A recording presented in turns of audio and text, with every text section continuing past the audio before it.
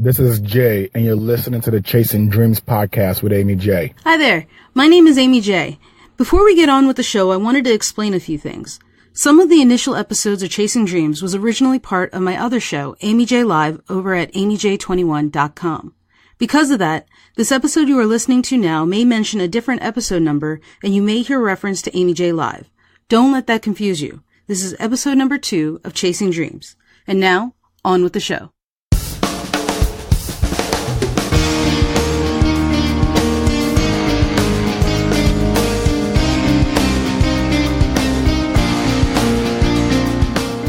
Welcome to Chasing Dreams podcast with Aimee J.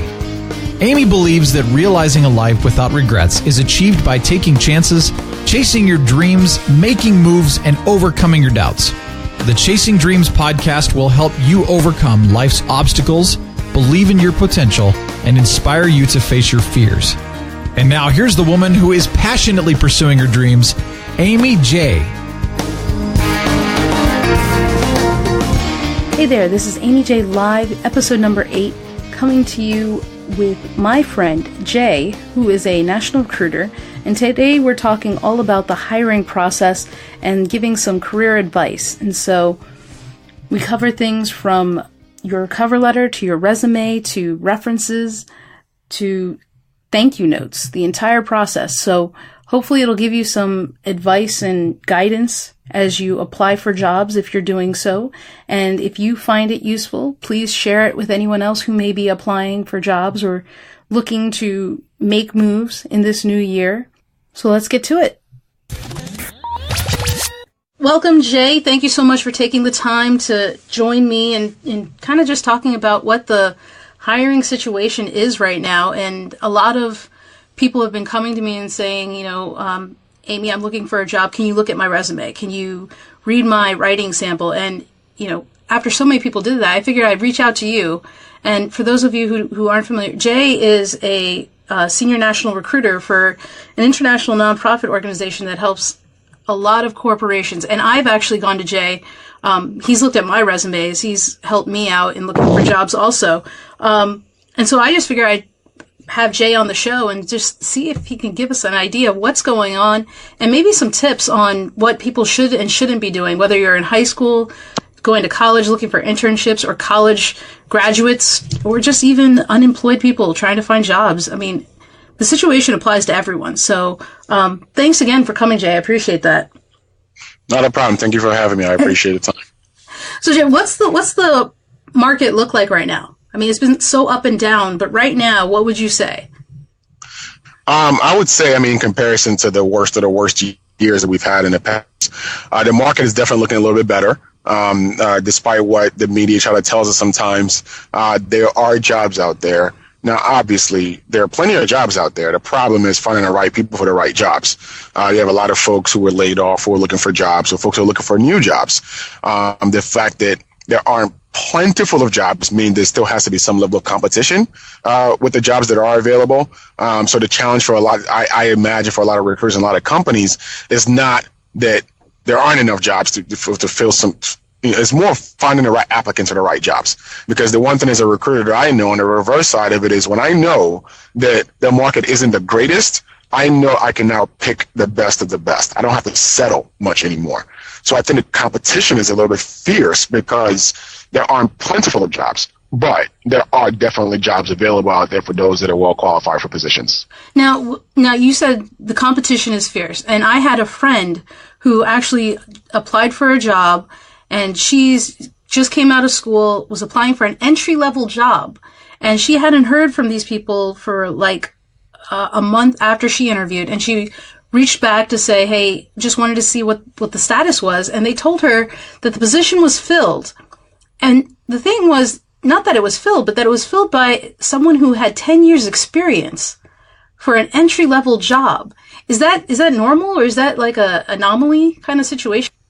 So you're saying this friend of yours has 10 years of experience? No, she didn't get the job because someone who had 10 years of experience was hired. Oh, gotcha. It's one of those things, like I said. So as a company, if you know the market's fierce out there, you're going to take the best of the best. because you probably don't have to pay them as much because they're desperate to take a job too. So it's crazy when you look at it from all angles. So you have senior citizens that are looking for jobs who have all the experiences in the world, but they come at a very much higher salary requirement because of where they come from salary scale. So a company is going to turn away a senior citizen who is well qualified for the job based on years and years of experience and take somebody who doesn't want as much of a salary and will still do the job. They don't mind teaching a little bit when they get there. Or on the back end of it, you have a recent grad who by all means qualify for these jobs and they have great internship experiences from undergrad. But you have somebody who has 10 years of experience who's willing to work at that same wage that their undergrad is looking for. Why wouldn't I take somebody with 10 years of experience knowing that they bring a whole lot more than a recent undergrad would? Now, I mean, from a recruiter standpoint, there's a risk in that. For me, when I hire somebody who I know is well overqualified for the job, I hire them knowing that they might leave me soon. Once the economy gets better, they're not going to stick around with this one job that they're well overqualified for. It's a temporary thing. And as a recruiter, I'm taking a risk to say, I'm going to get the best out of them, even if they're only here for 10 months. So a lot of hiring decisions are being made based on a lot of risk assessments. And unfortunately, folks fall on the wrong side of that equation sometimes. So you're right. It is just competitive. Regardless of which way you look at it, senior citizens are competing and young people are competing. It's just across the board. Yeah, the entire gamut is competing for the same positions. And it's weird how that works. But different companies have different philosophies about how they go about hiring folks. Like for me, you wouldn't catch me hiring, somebody who has a doctorate for an entry level position, because that's just setting yourself up for failure. That's me. That's management risk. That's me trying to manage somebody who has a doctorate and they know everything, but for an entry level job, it's not worth the headache. Yeah. Especially when there's so many folks 2-3 years out of school who will do the exact same job for a cheaper wage. But everybody has a different philosophy around. Seeing it work in the complete opposite direction. I'm like, wait, what is that? Who did that? Why would they do that? Well, you never know. You just never know. So you kind of just base it on not just your own philosophy, but what is the company philosophy of how they believe or operate? Yeah, definitely. I mean, every company has their own approach. Every recruiter has their own approach. Every hiring manager has their own approach. So unfortunately, it leaves job seekers with this void when they think that, I just wasn't qualified. That's not necessarily true. Maybe you were qualified. They just had a different approach about it. Is there a way to kind of research that and see not to maybe save time or instead of wasting your time applying for, I don't know, company X that doesn't even hire unless you have X skills? Is there some kind of research that people can do to kind of help themselves? Unfortunately, the most research you can do, this is just from Jay's, there's some other information I'll share with you, but from Jay's perspective, the only research you should be doing is with the company website and the job description. Because at the end of the day, the companies who really, really know what they're doing are going to have detailed job descriptions or job postings to let you know what they're looking for, and they're going to hire to that. Gotcha. Okay. You're going to hire the best qualified person for that job description and know that you're going to fit the company culture. Obviously, you have to know a little about the company culture to make sure you want to be there. Because sometimes if I know I pick in for 15 qualified candidates, I'm going to pick the person who's going to fit my culture. So I don't, because I'm now thinking about retention for the long term. I'm not going to pick somebody out of desperation to pick somebody who I know they're not going to fit in very well here. I won't do that because I have too many candidates to pick from. So for me, the company culture, you can get that information from the website, and the job description are the two places you can go.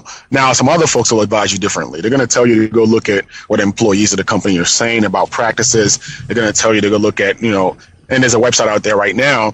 I'm trying to remember the name of it. Basically, it's a website where employees of the company go rate their own employers anonymously. Right? Yeah. It's kind of like that. It was like rate my professor when we were in college. Exactly. It's the exact same thing, right? But for employees. It's just weird. I'll give you the website in a second. But I tell folks when you go look at websites like that, be very careful because folks who are doing really, really well in their jobs don't necessarily take time to go rate their employers because they're enjoying. They're too busy doing well at work. they're having a great time. Right, exactly. There's the folks that are bitter, who are mad, who are, idle at work, who have time for those things. They have mixed feedback. So just be very careful about those things. That's a very good point. I mean, unfortunately, a lot of times you're not going to really find these things out once you actually push the apply button. And then you have to then you see how they treat you through the application process. For us in the industry, we call it a candidate engagement, or candidate, engagement process really is, how do they treat you as a candidate? Because sometimes you might be bummed out you didn't get that job. But if you really think about how you were treated throughout the hiring process, maybe you're lucky you didn't get that job. That's a great point, actually. It's tough to digest for somebody who's desperate looking for a job. Yeah, and, rejection hurts, but that is actually a great way to look at it as a silver lining. Maybe you lucked out with the fact that they took 5 months to get back to you or never responded to something you said. It does show. Exactly. Or especially if you did an interview with someone. Yeah. And they don't even have the respect to give you a call back to let you know how you did, you're dodging something. Yeah, that's a great way to look at it. And hopefully people will start looking at it that way. Don't always think of it as a rejection, but maybe you just kind of skated by and it's not a missed opportunity, but thank God you missed it. Yeah, and that website is glassdoor.com. Glassdoor.com? Yeah, Glassdoor. Don't they also put salary information on that site? They do. Actually, they do. I mean, but it's all reported by the employees, right? So the employees will give ranges of salaries. You never really know where the person falls in that range. So for example, if you look up a financial services organization where they hire entry-level analysts, they're just going to put title analysts, $47,000 a year average, but you could have senior analysts that are making a whole lot more. I mean, it's good to give you a snapshot. I just say, take that information. I mean, Glassdoor.com is a great website. Don't get me wrong. But you have to take that information with a grain of salt, with a fine-tooth comb, and realize that it's all self-report. Okay. Yeah, that's a very good point. And all the websites, anything we mention in this podcast will be on the website. I'll post it up there for you. Glassdoor.com, including Jay's website, which we'll talk more about later, remainemployable.com. We will have on the website so you guys can check it out. So don't, kill yourself trying to write it down. It'll be available online. So, Jay, with the number of different industries, have you seen a one industry doing better than another, or is it kind of everything is doing well right now relatively? I mean, there are some that are just very blatant that they're not doing very well at all, right? I mean, I talk to college students all the time. When we talk about job outlook, there are just some majors that are not going to do as well with job search, like your civil engineers of the world, right? Nobody's really serious about building up this country, so civil engineering jobs are not there as much. Right. Gotcha. So for me, even when we find talent for these companies that we're looking for in the engineering sector, most of the time we're focusing our search around mechanical engineers, electrical engineers, and computer engineers. Civil engineering is really the bottom of that list for the most part. And in the middle there, you have structural engineering, which is also the bottom of the list, like civil. But I mean, there are some industries that are doing better than others. But honestly, I don't know that any industry out there right now is booming, while some of them are not. Mm-hmm. Right? Yeah. Now, obviously, the tech sector is going to continue to boom. But the tech sector has been booming for a long time. Now it's not a matter of, they just have plenty of jobs. But they have plenty of jobs in a specific skill set. Mm-hmm. You can go to college all you want and get a computer engineering degree. But if you don't come out with certain programming languages mastered, if you don't come out with certain certifications that are going to help you for the actual jobs in the industry, you're going to be looking for a job like everybody else. Oh, another valid point. That makes sense. Yeah. So there's certain specific skill set, especially in the computer engineering and computer science world, programming languages are changing every single day, right? Yeah. So, one thing I'm encouraging students to do now is, before you graduate, think of what the hot certifications are in your field and see if they have a student version of it that you can get certified in. Mm-hmm. Or project management. I think the Project Management Institute might have a junior PMP certification that you might be able to get, I think. If they have those things will stand out on your resume versus just getting a college degree from a school, because everybody else is getting a college degree from a school. And then getting that junior certificate, if it exists, kind of stands you out more. Exactly. Would you recommend that they go ahead and get that? Because I know some people have the mindset that they want to get hired so that the company will just pay for it, because, money's tight in this economy. But do you think it's more of an investment? It's definitely a much better investment, right? You already invested that money to get a college degree that's not going to help you out that much anyway. Mm-hmm. Put a little extra $1,000 in there and go get the certification. I'm sorry. Now, Jay, are you saying that they shouldn't get a college degree? I'm not saying that at all. College degree is a great equalizer. I just had to be clear about that. Jay is not saying. It's equalizer. I'm like, just to be clear, Jay is not saying don't get a college degree. I mean, it's true, though. For example, I would never say that because my parents would slap me, right? But, so for example, I read recently that there's this whole new model of education that's going on the West Coast for the most part in some New York City areas where folks go into like computer engineering boot camp for like 8 months, 9 months. They pay all this money to go to this boot camp with the idea that they're going to sleep and breathe coding and engineering, software engineering for 8 months. So by the time they graduate, they can literally land a job in Silicon Valley or whatever it is, making $80K a year right away, right? Wow. So you have folks who had careers in marketing who are now doing this boot camp because they realize I can go back and get a job here because there aren't jobs in marketing. Yeah. Or folks who don't have a college degree who want to do that. But for me, you better be a superstar in that environment because even that $80K a year is only sustainable for so long. That's true. Without a college degree.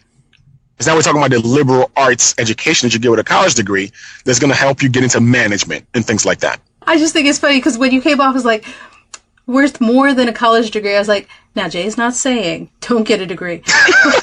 Yeah, please. And honestly, though, in this economy, for some folks, they're better off going back to school. That's one way to hide during the job search and not feel the pain. Go back to school. And, you know, eventually everybody wants a company who's going to pay for their education anyway. Yeah. But a lot of companies are being very tight-fisted with the whole idea of paying for education because of the economy. Mm-hmm. And they're redefining those benefits look like. So if you've been out of school for a year and you're still looking for a job, go spend some time investing some money into a certification that's going to help you market you a little bit better. Or, I hate to say it, go back to Sallie Mae and get some more money and go get another degree, because while you are now in graduate school, you're able to do internships or research projects or research to get additional skills that will help you out on the back end when you finally by the time the economy recovers a lot more. Now, Jay, you were talking about internships. Is that because you think it's better for people to have experiences on their resume? I mean, yeah. If you're a college student today, if you don't have internships on your resume or, research experiences, whatever your industry requires for you to do well, shame on you, really. It's no way to put it, because college education is not enough anymore. Yeah. You have students who really chase down an internship for every semester that they're in school, and then every summer they're in school they're having an internship. Imagine graduating next to that person. Yeah, I think I would probably hire the person that had the internships because they have more experience. Equalizer, on top of that is experience. Your experience now speaks a whole lot more for you. And I have students who are literally hustling every day. And they make sure that every semester they're doing something to make sure their resume is like stacked by the time they graduate. Because there are still folks who are graduating who are out there in the field that people are chasing after. Companies are chasing after them. Oh, so that's not just something that you see on like movies that companies are actually going after people. That actually happens. Oh, no, trust me. I mean, I just had a conversation with a young lady the other day. She just finished her computer engineering degree at University of Wisconsin-Madison, and she's asking for advice around salary negotiations, right? Mm-hmm. All right. So she's asking me to help her do the salary negotiation and come up with a strategy for it. So I'm asking her, what did they offer you so we can figure out exactly how to come up with a strategy for this? Mm-hmm.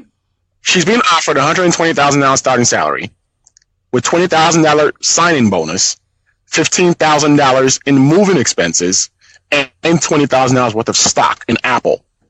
What? Yeah. She wanted to renegotiate that? Yeah, she wants to get more.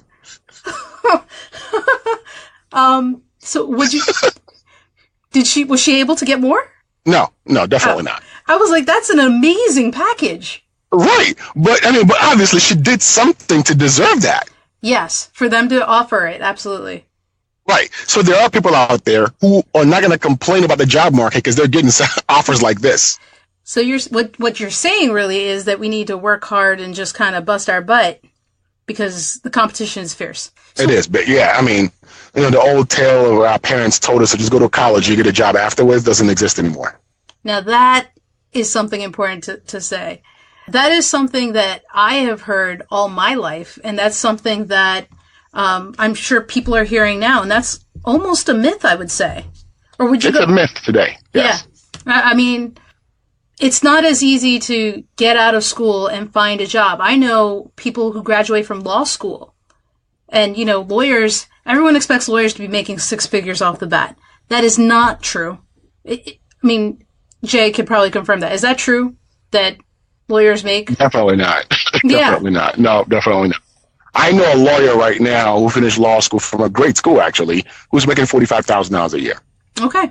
So if you're gonna go spend money getting those additional degrees, make sure you really love it and look into it. It's not that you can't be a lawyer and make money, but make sure you enjoy whatever you are doing. So one of the things, you guys get all these things. One of the main things that the first thing maybe even that people look for when going for a job is the resume. What do you have to say about resumes and what people do? It's a first impression, I would think. Definitely it's a first impression. I tell people all the time, your resume walks a lot faster than you do, especially in this online digital world when people are like literally checking you out or they're making decisions about you before they even know who you are as a person, based on what they see on paper. So resume automatically is definitely a first impression thing. And it still amazes me till today with all the tools and resources available online, how much crappy resume there is out there from people who are adults, let alone college students. Yeah. I actually had a student recently, I gave him feedback on his resume. He responded back to me and said, well, I went to my career center 4 different times, and this is they approved this. And I'm looking at this, and I'm like, no, I'm telling you, go back to your career center. They're failing you because they should not have approved this. That's kind of nerve-wracking, because if you can't go to your career center and, trust that whatever they give you is going to get you hired, or at least in the door. Yeah, all career centers aren't built the same, I'll say that much. But the good thing is there's so many resources online. Sometimes it's too much information. Mm-hmm. But if you go out there, you're going to find stuff. I suggest if somebody's looking for a job and they might be questioning what their resume looks like, they need to go to people who actually have jobs, who are doing well in their jobs, and ask to see their resume. Never thought to do that. And see what they're doing. Right? Mm-hmm. Because sometimes you judge against your own standard. But go out there and ask 3 different people who are in your industry, who have normal resumes like everybody else, and ask them to see their resume. I never thought to do that. Because they were employable with their resume, obviously. Right, because they were hired. Right. And I was talking about people that are recently hired too, right? So if you're talking about somebody who's been working in the same company for 10 years, they might not have updated their resume in 10 years. So look at someone recently, within the last year or something, in your industry, and be very careful that that these people are successful and they're making money. It's relative, but yeah, making money, especially in the corporate sector, mm-hmm. because I've seen folks, directors and nonprofits with crappy resumes. And the first thing I have to tell myself is, of course, they're nonprofits. They don't really have standards when it comes to those things. A lot of them don't. Unfortunately, right? It's like the government. You don't need a great resume to get a job in the government. Let's be clear about that. You need to be able to do that system thing that they have. Yeah, USA Jobs, which... Yeah, there you go. As that's another myth. You can be hired from USA Jobs. I am proof of that. I had a government job at one point, and I got the job through USA Jobs. Color me surprised, but I was hired.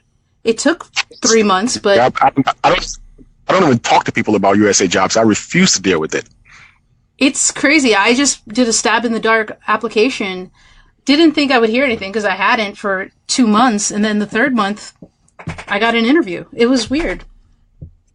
But you're a lucky person. I know. I'm a rarity. I'm like a unicorn in that sense, which is what I'm saying. It happens. It's rare that you get hired by USA Jobs, I guess, but that's probably another podcast entirely, because USA Jobs is just a headache for everyone. Yeah, don't invite me to that podcast. I know nothing. All right, fair enough. I will not invite you. I don't even know if I want to do a USA Jobs. Y'all are going to have to tell me if you want a USA Jobs podcast, because I personally, it was torture doing it. So you'd have to convince me to do one. And then I'd have to find someone who's versed in it, because Jay apparently is not going to do it. Definitely not. I mean, if you don't mind, I'm just going to drop just one little nugget about resumes, right? Yeah. And I've just been doing a lot of resume trainings lately. Mm-hmm. And I realized, okay, and it's finally the theme always. So for me, I think most people on their resume, besides the formatting and just legibility of their resume, one of the biggest ways that they sell themselves short is what we call task statements on their resume. Task statements are basically those bullet points under your experiences where you talk about what you did at that job, right? Most people don't do a very good job of writing out their task statements in a way that makes sense. Gotcha. Yeah. Okay. Two key rules of task statements. I'll leave it at that for anybody who needs this.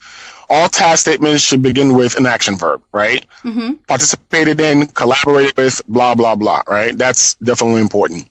If it's a job you're currently at right now, your action verb should be present tense. If it's a job that you don't do anymore because it's an end date, it should be past tense, right? And there are folks who have resumes with like 10 task statements under one job. That's too much. Yeah, I'd say so. Find a way to condense maybe 5 or 6 bullet points. No more than 6 bullet points. Because your job cannot be that complicated, really. Okay? 5 to 6 bullet points. If it's really that complicated, pick the 5, 6 most important bullet points for the job you want and put those down. And here's a website that I'll give everybody. I've been sharing this a lot lately. I don't know that when they designed this website, it was for this purpose, but you know what? Whatever. It's a federal government database. Federal government is good for something in some cases. It's a federal government database where it's like a taxonomy of jobs, basically. You go to that website, you type in a general job description, a general job title like clerical assistant or, cashier or project manager. And they'll give you a list of a bunch of different job titles that correlate with the one you put in. And then you can click the one that best suits the one you're looking for. And what they do is literally break down what the person in that job does for a living on a day-to-day basis. And they're all written out in very good task statement forms. And all you have to do is customize it to your experience. And so you don't have a cashier saying collected cash. What does collected cash tell me? Nothing. Yeah, it doesn't really right? So describe the website, anything. onetsonline.org. So onetsonline.org. I didn't know this site existed. Top right-hand corner is the search box. Just put the occupation in. It actually tells you occupation quick search. So once again, that's onetonline.org, and it'll be on the site to check out. Now, when you talk about resumes, let's talk about length real quick. 1 page, 2 page? 1 page, unless you're a superstar. If you're a regular Joe Blow like myself, I would say this is just Jay's general rule, right? My general rule is for every 5 years that you work professionally, not college, professionally with a professional job, you deserve another page, maybe. So even that's a maybe. Yeah, because what I'm basically saying now is most people don't need the second page until they're 30. Okay. Maybe late 20s, right? Because the idea is this. I'm not as patient looking through resumes. I don't want to pick up a book when I look at a resume. But I also don't want you to sell yourself short. If you've been working for 8 years and you have great experiences in 8 years with 3 different companies and you want to be able to show me everything that you're doing, it's okay to have 2 pages. Don't get me wrong. But the folks who are forcing 2 pages is where I have a problem. That makes sense. Now, there are some high school students. I met a high school student recently who had a 3-page resume. 3 pages? She's a high school senior. With 3 pages? Yeah. But you know what? I had a very difficult time bringing her resume down from 3 pages to 1 page. Why? Because her mother had been forcing her into every single engineering science camp since she was in the 7th grade. Oh.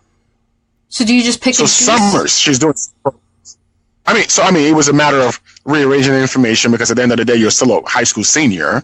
Yeah. All these things were camp experiences, not job experiences. So it's a matter of not having to explain every single experience. We'll still list all of them. Some are in list format. Some of them explain a little bit more detail. It's being creative about how the information is packaged now. That seems to be also a challenge because, there are only so many fonts people want to see and so many ways you can write your name, address, and stuff at the top, the header. So the idea is not to change the formatting too much. The idea is to really think about the content. You're branding yourself, right? Some people will say, well, I took off my experiences because I wanted to fit it on 1 page. No. The idea is not to take off stuff. The idea is to know how you're going to package it so everything fits. Now, that's a challenge, which is why I really, really have a headache when I help people do their resumes because it's a serious exercise. But in everyone else's defense, you're very good at it. As someone who's used you but had you help with their resume, you're very good at it. But it's not easy. I enjoy doing it because I enjoy seeing a finished product, but it's not, it's definitely not easy. It's It's like basically it's a marketing exercise. It's saying, what's the most important part of this? How do I highlight those while downplaying the rest and still be able to keep all the information there? Well, even given that, from what you're saying, given that it's not easy, you would tell people would you recommend that people take their time with this and actually go through several revisions before just submitting it? Definitely. If you are a younger person looking for a job, fresh out of college, in college, whatever the case may be, it's only with some of the revisions you're going to do, right? But for folks who are more seasoned looking for jobs, you have to realize that you're looking for jobs in the same market pool as other seasoned people too. And at that level, it becomes, sometimes it's even less more about the resume now. It's more about your networking abilities and your ability to know people to be able to get you in the door, but the resume still speaks for itself. So it's a matter of making sure you put the most important information and make sure those are highlighted, before. So, I mean, some people would like have 10 bullet points for a job as a cashier. When you do a job as a cashier, but then you went to school to become an accountant, that cashier job, you can still leave it on there if you want, but no more than 2 bullet points, because I can assume what a cashier does. That's a good point. Right? So Yeah. give more important jobs that speak to what you want to do in the future, more bullet points, and the ones that you really, really don't care much for, but you just need to put it on there because they fit a timeline to make it to people who know that you didn't just quit working for 7 years, then put that on there and put 2 bullet points. My resume is on 2 pages, and there's a struggle every year keeping it on 2 pages, right? And the reason why, so for me, what I've just learned is that, so my first job as a corporate recruiter was 2003 when I got that job, right? I used to have like 6 bullet points to explain that job because it was the only thing I had going for me. Right. But I'm so many years removed from that now, I've reduced that down to 3 bullet points. And then the job after that, I reduced like 5 bullet points and it just builds up. But my current job is what has 6 bullet points or something like that. Because usually I shouldn't have to go more than your last 2 jobs to really know who you are today. Everything before that is what got you there. So you just kind of updated it accordingly and based on what you're applying for. I mean, I'm sure you probably tailor it to whatever job you're applying to.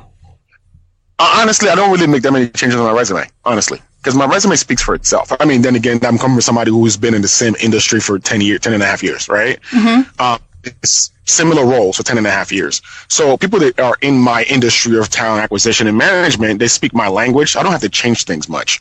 Now, if you're switching from a job in marketing to a job in engineering, you have to change that. Yeah. Okay. Honestly, let me not kid myself.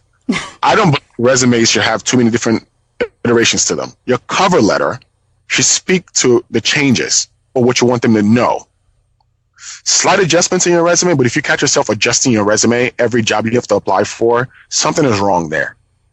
So you would say, because everything's about branding. You had mentioned that earlier. You're kind of branding yourself and presenting it. So that resume should be a representation of you. Yes, it does. Yes. So if the resume doesn't look clean, you're not a clean person to me, right? The resume is not, it doesn't easy to flow. You don't pay attention to detail because why would you put this out about yourself? So then would you say the thing that changes is the cover letter? The cover letter changes with every job you apply to. Okay. So why don't we, what is it about the cover letter that, would you say that people should spend time on that as well? Definitely. Because the cover letter to me is like everybody's going to have a resume. The cover letter tells your story outside of the resume. So for me, the cover letter follows a basic format, and you can, upgrade it in different ways if you with other ideas, whatever. But the most basic format is basically saying, "Thank you." I'm applying for this position that I found at this source, whatever the case may be. I believe that my qualifications, as evidenced by my resume, meet the requirements of this position. Then I want you to really go into what you believe some of the key requirements are and some of the key experiences you have that actually meet that requirement, right? So you're looking for somebody with great sales abilities. As you can see on my resume, my position at this company allowed me to increase sales growth by this many stuff, right? You're looking for somebody who meets these educational qualifications.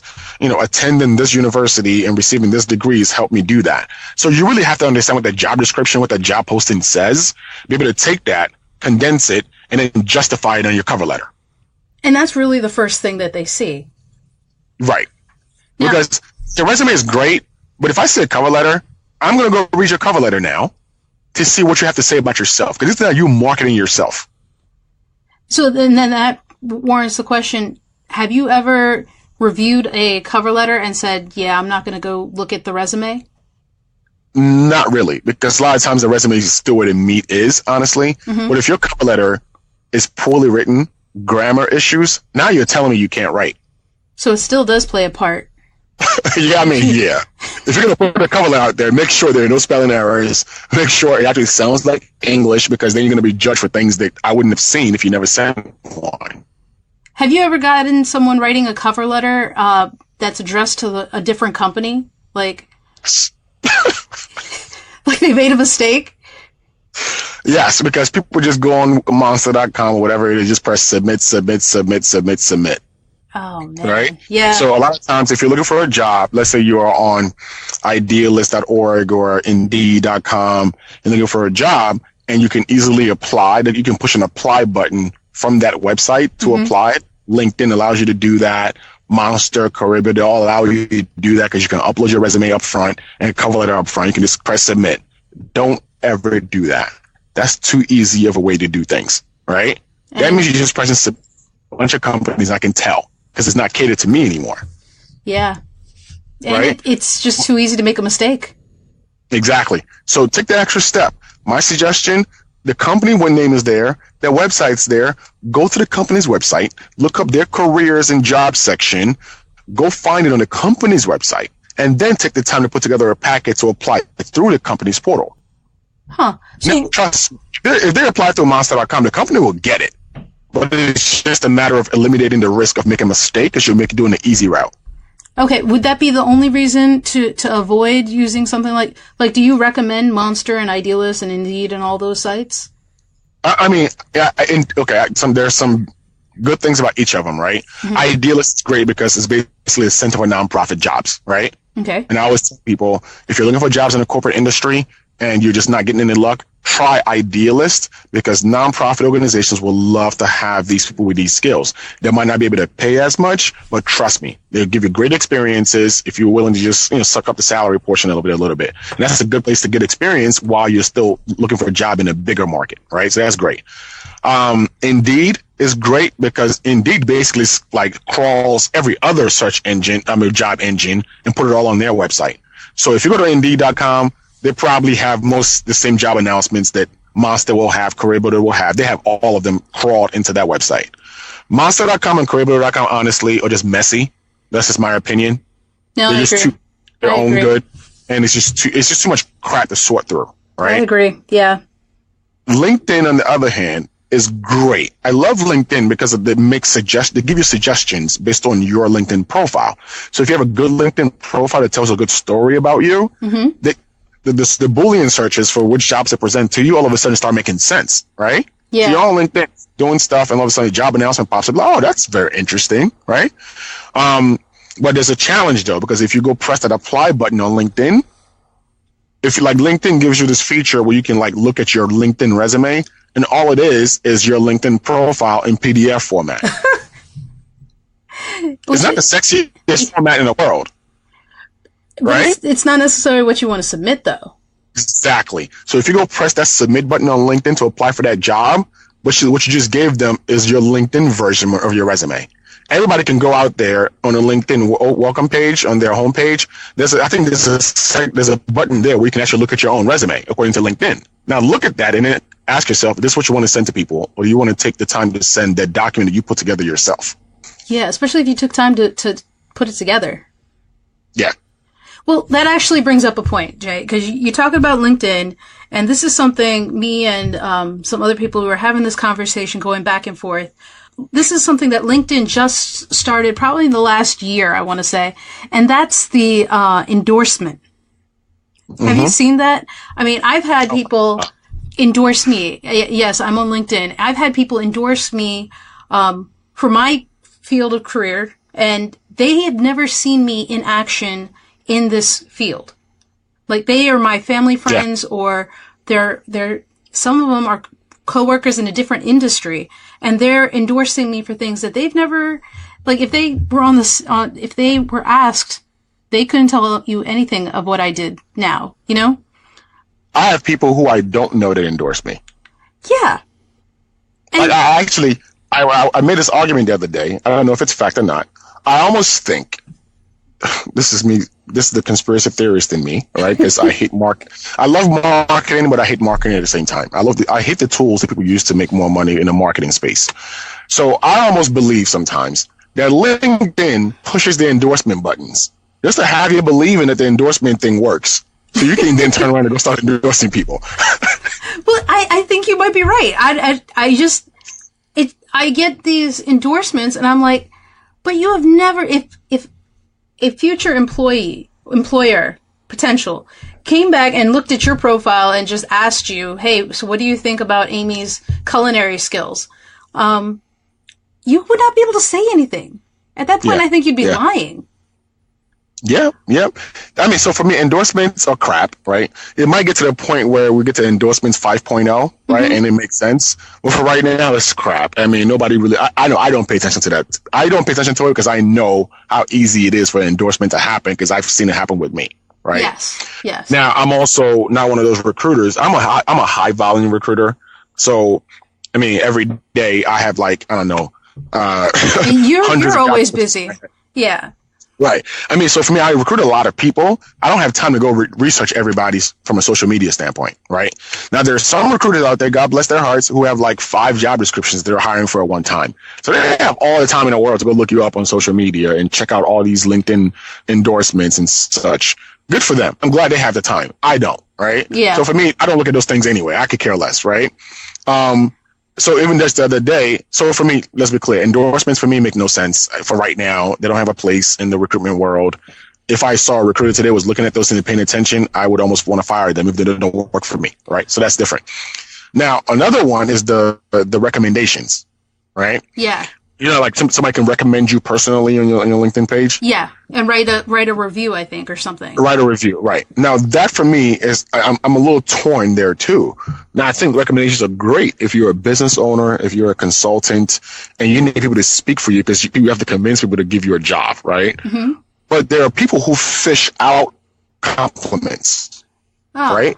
Okay. So when I go to your webpage and when I go to your LinkedIn page and you have 50 recommendations by 50 different people, there's no way 50 people said, you know what? I have so much time. I'm going to recommend you on LinkedIn. People are out there asking for recommendations.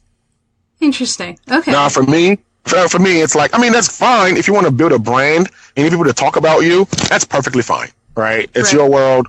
If that matters to you, then do it. Maybe that's why people aren't beating my door down every day to offer me jobs, right? Because I don't have people recommending me. Right. But I want to be able to believe I go out and look for a job on my own. I can stand on my own qualifications.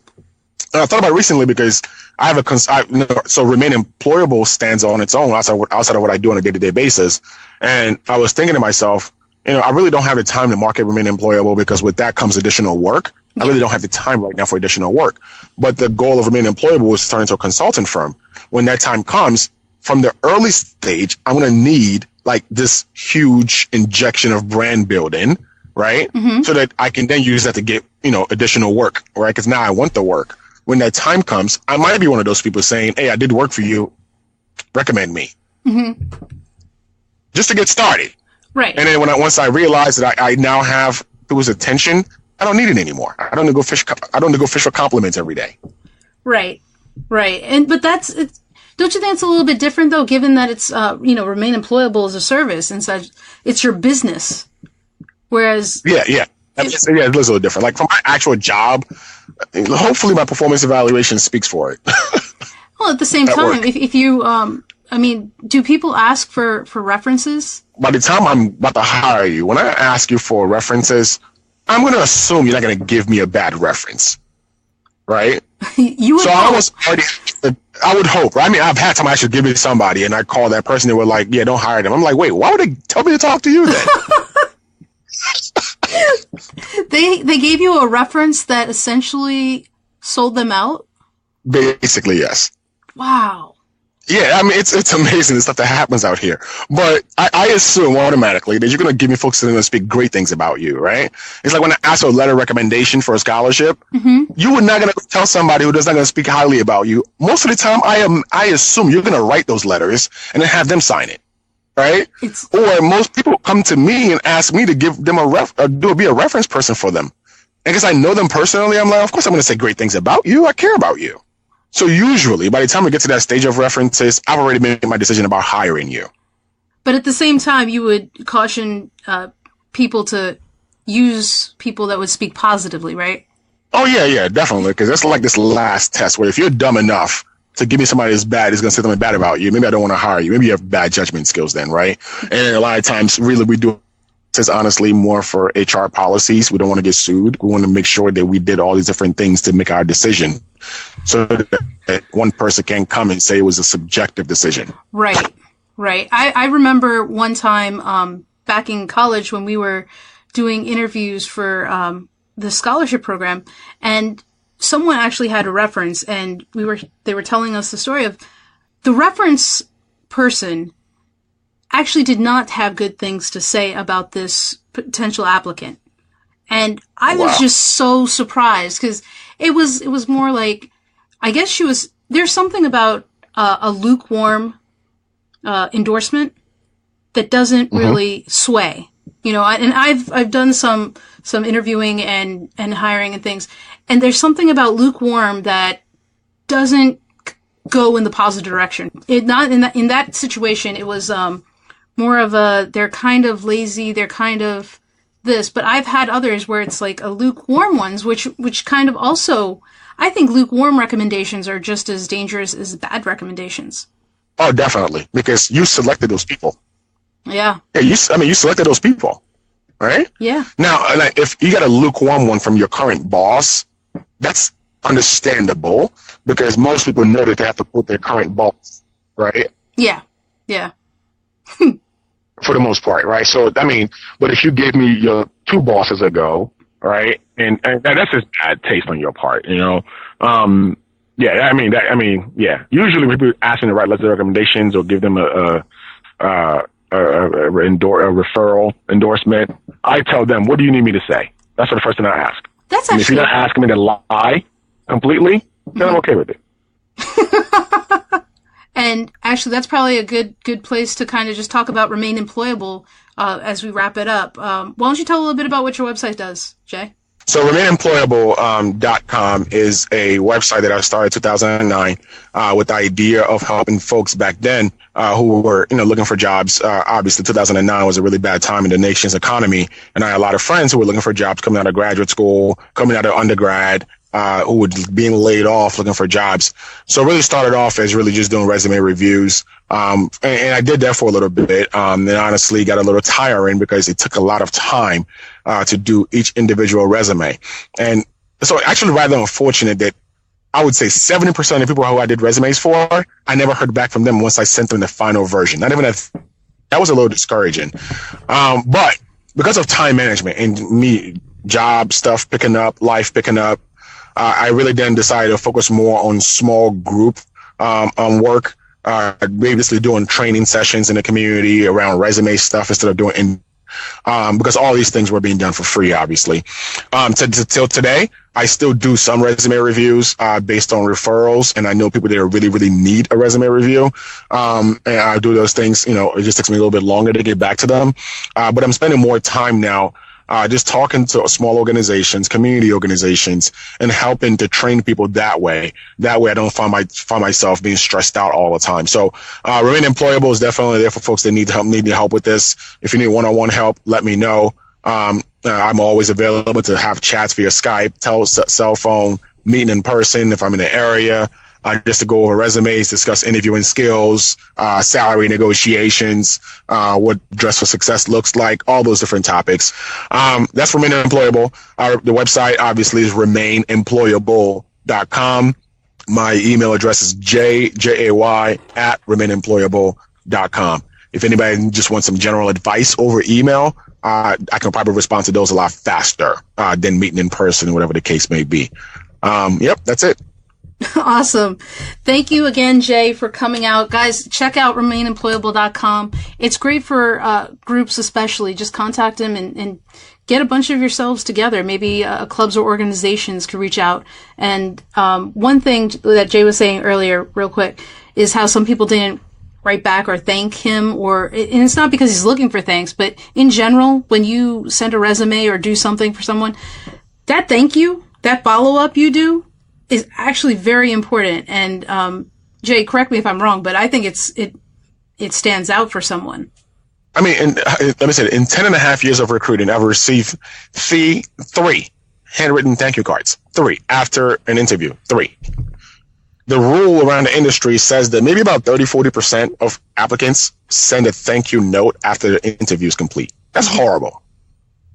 When we talk about a company telling you how you did during the interview and letting you know if you got the job or not, a lot of companies aren't doing that. And I don't like that. Companies are doing a horrible job when they interview someone, because at the end of the day, that candidate invested their time, their money to go on a job interview and prepare for this one company. Their emotional investment. And when companies don't respond to that, it's a piss poor look on the company, and they should be judged for that. Now, turn around and look at the candidate who's applying for the job. Mm-hmm. We invested all those things, right? Yeah. Who's now usually in a place where they're trying to find a job, and you don't send a thank you note? Judge yourself. I mean, that's bad. It's true, because all it takes is an email, a quick email, a follow-up phone call. A handwritten note is really nice. If you do it, then I give you even more props. Required. Right. That's not even required. And so then what I do is I actually handwrite a thank you note in advance. On my way out, I give it to the secretary to make sure to put it in the person's mailbox so I know it gets there. And then I still go home and send a thank you note over email, just in case the secretary is lazy. That's a great idea. Right? Yeah. And all of this, you have to go to Google. Just go to Google and type interview thank you template. There are plenty of resources online. I don't understand how people don't do these things when there's so many resources online. That's a valid point, because you could just Google things, guys. You can just Google it. But Google everything. Google everything, including jobs you may be looking for. But check out Remain Employable. Thank you once again, Jay, for taking the time out of your day after this is after a work day. Both of us are doing this. So thank you so much. And there's so many more topics on careers. We'll see if we can't get Jay to come back out, talk about something else, but appreciate it. No problem. Thank you. I just have to thank Jay again for taking the time out of his busy schedule to talk with us about the hiring process, essentially from beginning to end. Hopefully you found what he said to be useful and can actually use it practically in your own life. If you know of anyone who is also trying to make moves this year, please feel free to share this podcast with them. You can find us on iTunes, Stitcher, Libsyn, and the website itself, amyj21.com. As I mentioned before, any of the links that Jay had mentioned in our talk can be found on the website itself. Hopefully you guys are finding this year already off to a great start, and that you're making moves and living without regret. So till next time, peace. Thank you so much for listening to Chasing Dreams. Amy would love to connect with you and hear all about your pursuit of chasing your dreams.